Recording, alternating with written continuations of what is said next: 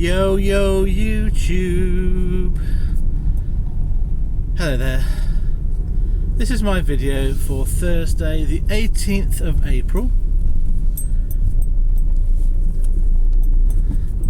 and before I tell you about my day, this is the following day. First of all, before I tell you about the day, I'm going to give you a bit of a preliminary narrative about my concerns about this video. So I have chosen not to give it the title that I at first thought of, because I didn't want to spoil the story, as it were. And I've thought very long and hard about whether I should actually tell you what happened in real life for this video for Thursday. But then I came back to my values, which is being open and honest, and therefore I am going to tell you what happened. Despite me thinking that this is not going to be in my best interests, sometimes being open and honest is difficult because you've done the wrong thing. And this is an example of that situation. But I can't just pretend that I never do the wrong thing and I'm always doing the right thing and making the right decisions, which is partly why I'd like to share my mistakes, because we all make mistakes. Just some of us pretend we don't to the outside world, and some of us pretend to ourselves we don't. I did neither of those two things. So that's my kind of defense mechanism there. The other thing I was going to say is the reason why I'm going to be open and honest is because it is the right thing to do. I'm not ashamed of anything that I've done, and I'll explain the whole story from my point of view. But there will be people out there who will have very differing views, and there'll be people out there who will be very critical of what I did, and they have every right to feel like that. What I'm just reticent about, the only thing I'm reticent about, is sharing it publicly and then getting some sort of online backlash from these keyboard warriors who, kept in hindsight, always know the right thing to do and never do the wrong thing. So I am reticent to share what happened on Thursday, just because of the potential social media negativity, which I don't really want to have, to be honest. I don't need that in my life. But you take the rough with the smooth, don't you? I get plenty of positive comments, so I can't just block out all the negative ones if that's what comes my way. So bearing in mind that's my reticence, I'll see if I can fit this in before I drop off. It might not be all fitted in. I might have to do a second video. So I had a job booked in the morning, going from a wait and return from Bourne to Toddington services and back to Bourne, and it was a pickup for, it said 8:50 on the notes. I arrived at 8:55. It was a residential address, and I had to wait for about 15 minutes while the partner of the person I was doing the work for tried to call the person who was out doing the school run to find out what I was meant to be taking. So I waited, and I got the item, and it was 9:15. For this job it was a 152 loaded miles, small van job, and I went reasonably low because it was a wait and return. I was going to end up back up in the same place I started off with. So £120 I put on that one, 120, which is, if you wanted to work it out, it's basically 75p per loaded mile for the whole journey to and from, to the pickup and also back from the drop off. So I took the item. I was only about 6 or 7 miles away from the pickup, so a very easy pickup for me to do in the morning. So I took the item at 9:15 and went straight down to Toddington Services. I did find eventually the right place to go to. It wasn't necessarily easy. I had to go to an office upstairs, and then by the time I got there was no one on reception, and then I eventually, between us, we've worked out what I was there to do, as in what to collect. And so I was, by the time I'd finished at Time Services, I arrived at 10:45 and I left at 11:05. And it's roughly, I'm going to say, an hour and a half journey each way.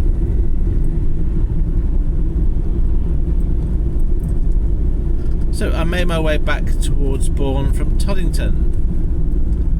And it was quite a sunny day, it was all going quite smoothly. And a job, well, loads of jobs came up, but a job came up that sort of caught my eye. It was going from Peterborough to Blackburn, and it was a pickup between 12 and 1 o'clock. And this would have been around about 12:15-ish. So I put a bid on that job, and my rationale was it was a 5-minute detour off my route, and then I would pick up the item and then drop off on the way to Blackburn to Bourne my item that I had on board. When they rang me, I said to them, "Are you alright me just dropping off an item I've got on board at Bourne before I go on to Blackburn?" And the shipper that called me was fine with that.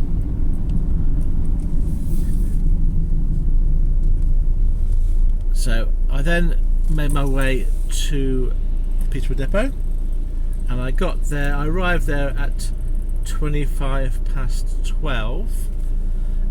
It was about a 5-minute detour off my route up to Bourne. And when I arrived at the security gate, the security guard said, "I would usually send you around the back, but there's a crane there today, so if you can just wait in this car park by the security gate, then I'll let them know that you're here." So I told them the name of the person I had to collect from, and he knew who that was, and I went into the car park. And I immediately was quite anxious at this point, because obviously I had known that what I hadn't done was inform the person I was doing the job that I was doing a detour. And it wasn't like I didn't know I shouldn't have done that. I knew I should have done that. I was just hoping to get this colo put on quickly and then have a very short detour. The way I just went to myself at the time was it's like me getting some diesel. About the same amount of time, taking out, going to a petrol station that has my fuel card, filling it with diesel and getting back on again. So after 10 minutes I went back to the security guard and said, "Have you got hold of the person yet?" Because I was not particularly confident that they were going to prioritise this. Their job is security. They don't really care what happens with pickups and drop-offs.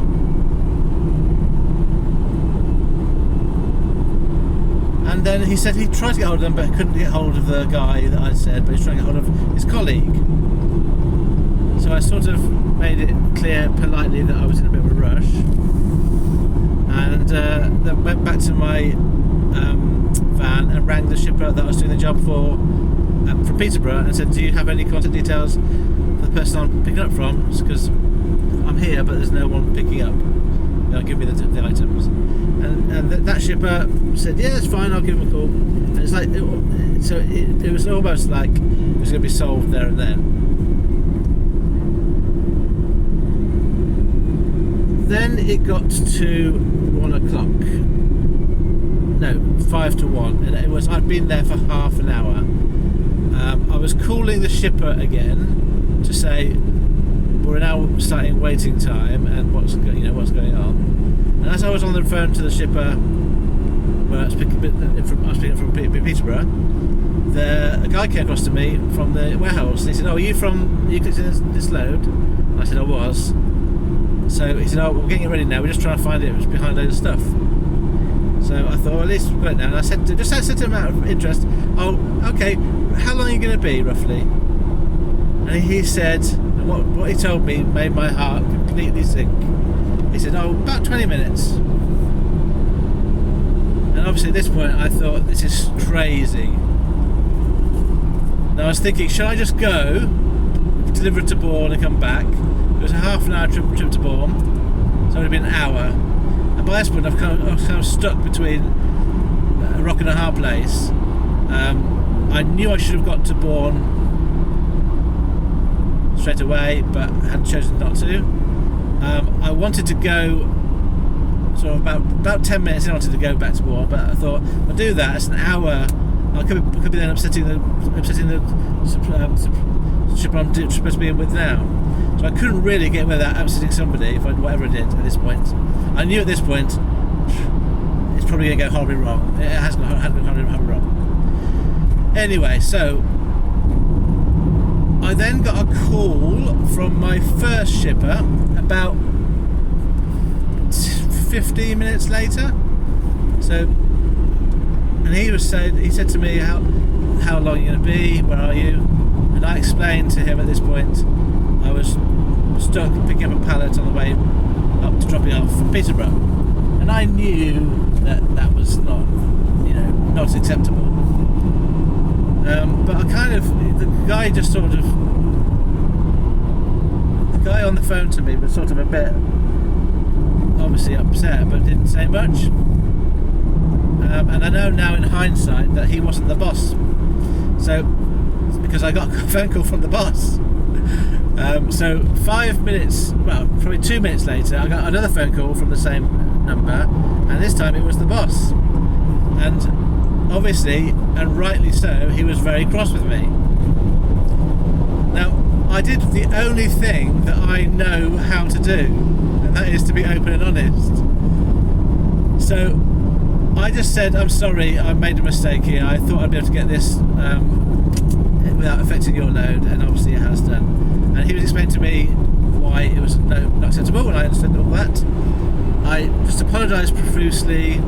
I said to him, I won't go to the ins and outs of the conversation. Basically, the tone of the conversation was, he was angry, and he wanted me to know he was angry, and he wanted to make sure I understood that I'd messed up. I knew all this anyway, and I wanted to make it clear to him I knew this, and I was apologising and sorry, and whatever I could do to make up for it, I would do.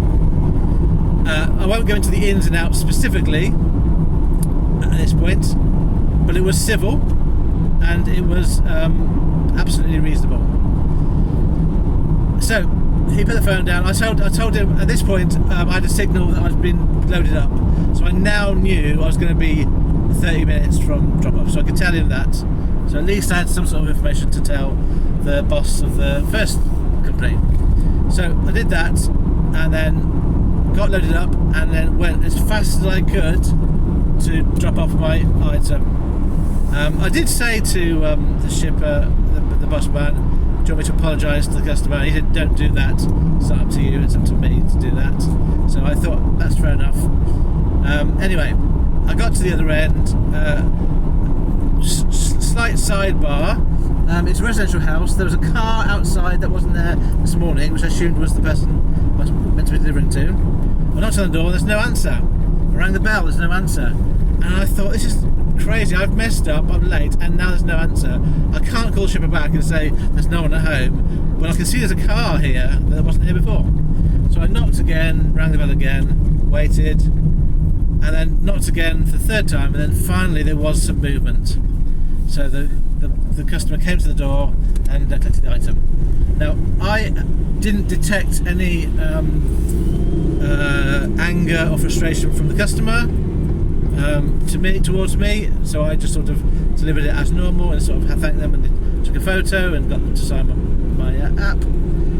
And then I didn't invoice it, I just potted it off, just so that the first shipper knew that I'd finished the job.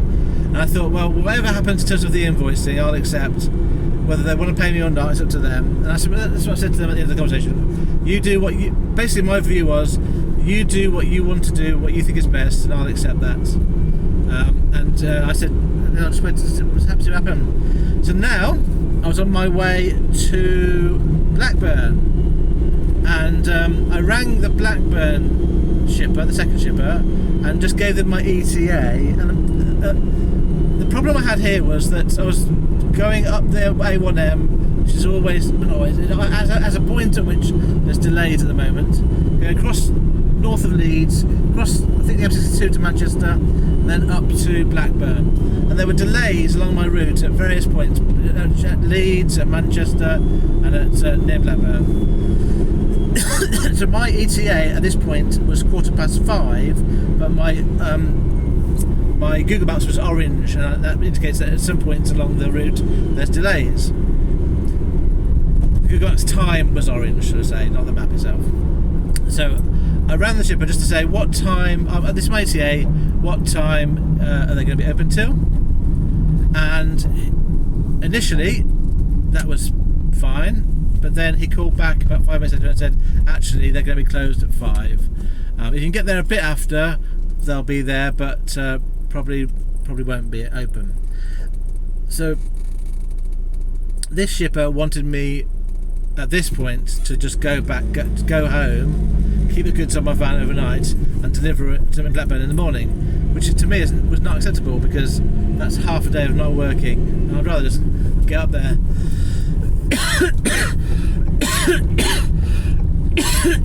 So I resolved to do my best to get up to Blackburn, and depending on what time I got there, maybe get there in time for this to be open, or maybe not. And then we would discuss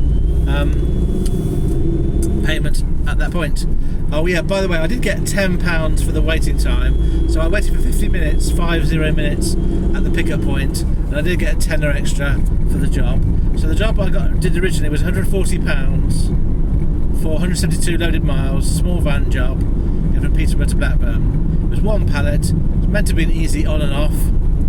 Obviously, it didn't prove out to be that way in the end.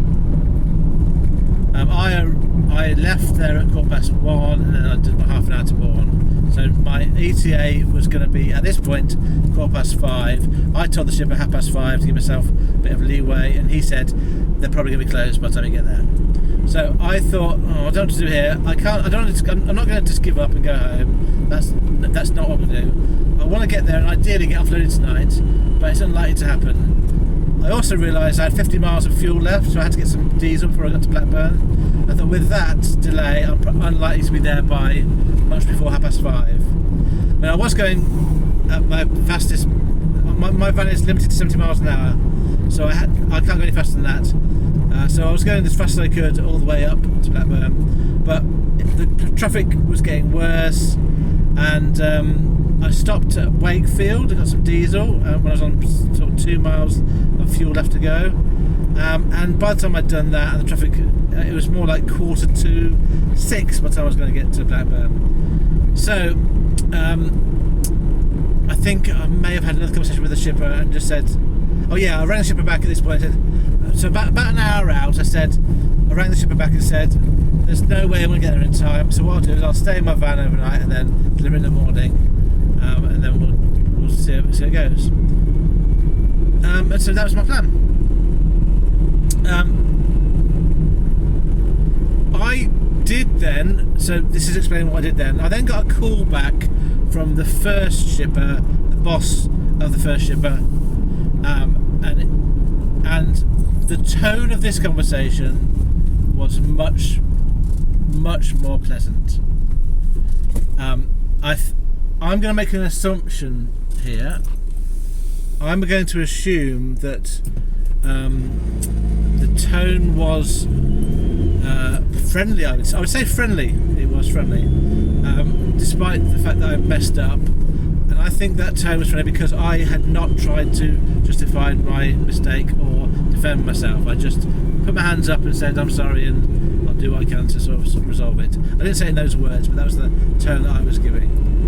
And I think if I tried, I think a lot of people would have tried to bluff their way out, or lied in that situation, or just sort of been belligerent. And I'm not that sort of person. And I tend to find that let me go back a step. I don't often make deliberate mistakes like this. I don't often do co-loading without permission. I mean, you've seen my videos. I very rarely do co-loading anyway, and if I do co-loading, I always tell both parties. So it's not very common that I do something like this anyway. And so I'm a very compliant person just generally in my life with rules. But when I do break a rule, I'm not going to be someone who tries to pretend that I haven't. I will be quite open and honest about it and just apologise. I don't see any other way. And I think that's quite rare, I think. So I think the guy that was talking to me, I think had calmed down quite a lot. He'd spoken to his customer. The customer had basically said to him, "We're not paying you the full amount." And for being about an hour late return. So he said to me, I want you to charge £95, not the 120. And he said to me, "Is that all right?" And I said, "That's perfectly fine by me. That's very fair." And I thanked him for even paying me anything, to be honest. So it was a weird dynamic, I must say. Even I found it weird, because I was sort of really grateful for the fact that he wasn't, he'd come back to me and it was sort of being polite with me and friendly. But obviously I was at fault, and he was sort of almost apologetically saying, "Take your money down." I don't think it was that, but I suppose I put it in the wrong word. He was very polite about it, I suppose, more than the first conversation.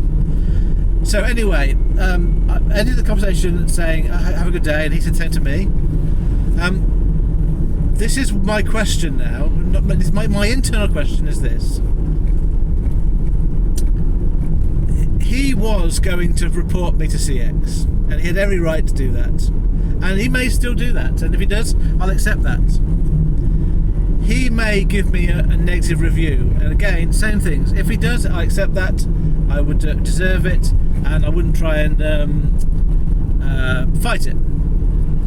And if I get paid on time, I'm going to give him a positive review, whether I get a negative review or not. I'm not going to sort of if he gives me a negative review, I'm just going to suck it up. That'll be on my record, and I'll have to then, if he pays me on time, give him a positive review, because that's what I would do.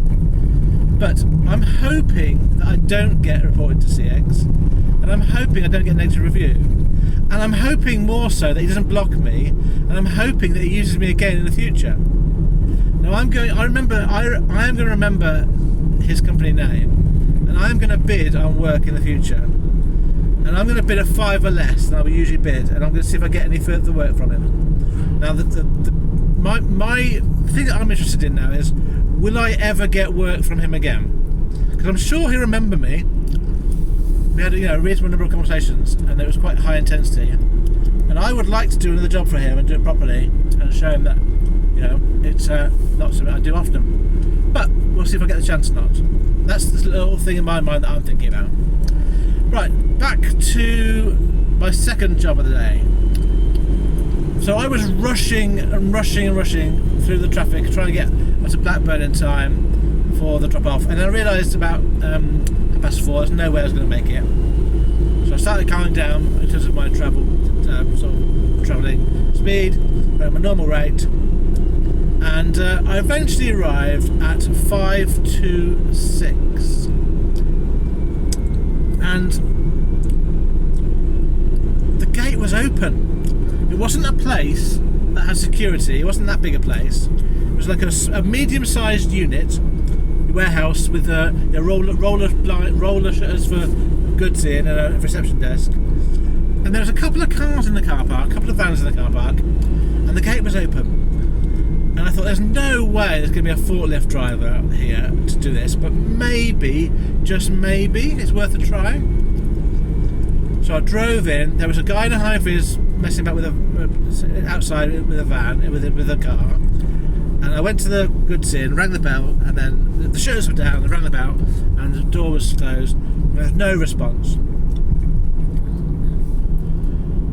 So I didn't want to give in, because I was tantalisingly close to getting this pallet off my van. So I went to the guy who was in the high vis, and I said, "Do you work here?"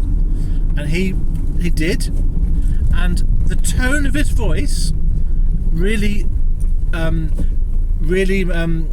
led the following interaction I had with him, because I was not sure how he was going to talk to me. because it was obviously it was 6 o'clock now, and obviously late, no one's around. But his tone of voice was just really friendly, really open. And I explained the situation. I said, "Oh, I've got a pallet to get off. If I can get this, if you could help me, maybe could handball it off and put it sort of under the cover here." And he didn't want to do that because it wouldn't be safe. I thought that's fair enough. It's not safe. I said, "Is there anyone else in the office? Because there was some other cars." And he said, "You try knocking this window. So there's anyone there. There might be someone there." So he was immediately he was in a let's try and sort this out mode. And he didn't have keys to the shutter, and he didn't have keys to get in the door. So I went round to the windows, no one there. But at this moment, another guy came back out from reception around the corner, and I, as nice as I could, said, "Could you possibly help me? Do you have any way of getting these shutter doors open with the goods in?" And would you believe it? He did have the fob. He did have the keys to open the goods in door. So he was able to open the shutter doors. I backed my van in, and between the three of us, we handballed this probably about, I'm going to guess, 50 or 60 kilogram pallet off my van. I could slide it myself, but I couldn't really hold the weight myself. And I'm going to shout out Neil from Neptune Couriers here, because in one of his older videos he had a technique where you stacked up some pallets and slid off your pallet onto those, and we did that. So the guy that had the keys got a pump truck. We found 3 pallets, put those on the pump truck. Pumped the pump truck up as high as it would go, and that was level with my van. We could slide this bigger pallet off, and between the three of us, we walked it into the warehouse, and it was safely undercover and secure. I was so grateful to these guys. I shook their hands. I profusely thanked them for their support, and I must say I left that interaction thinking I like Blackburn. Blackburn has some nice people in it. So I got that offloaded, and I got it podded off, and I was off site by 6:10. So although my first job had been a complete disaster, my second job ended up being quite lucky.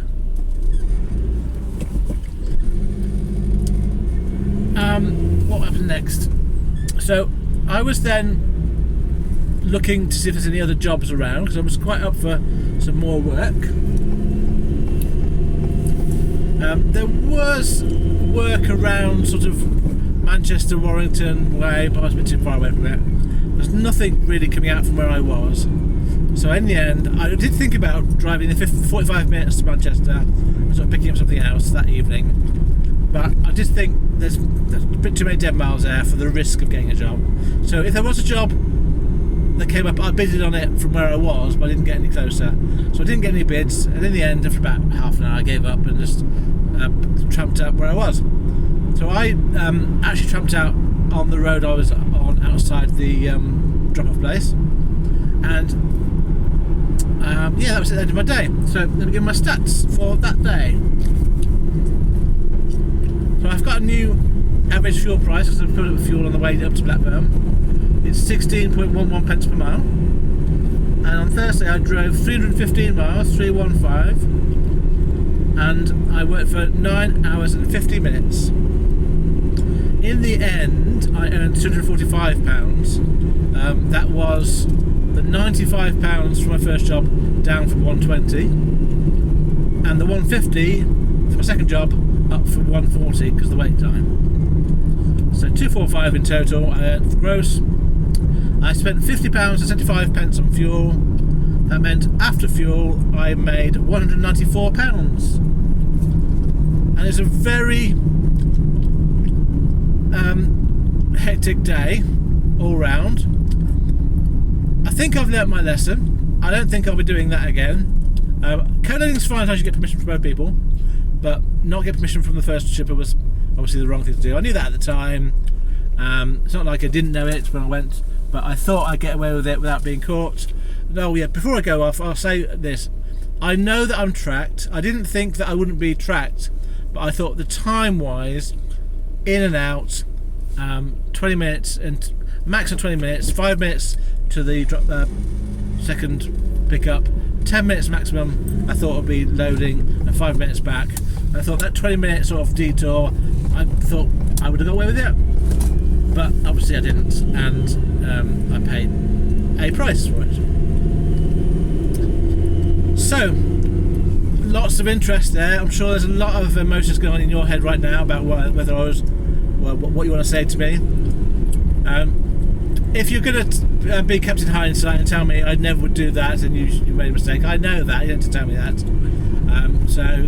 If you want to tell something I don't know, then fine, but don't bother telling me stuff I already know. That's pretty pointless. It might make you feel better, but it doesn't make anyone else feel better. So I'll leave it there because I'm going to get my pickup.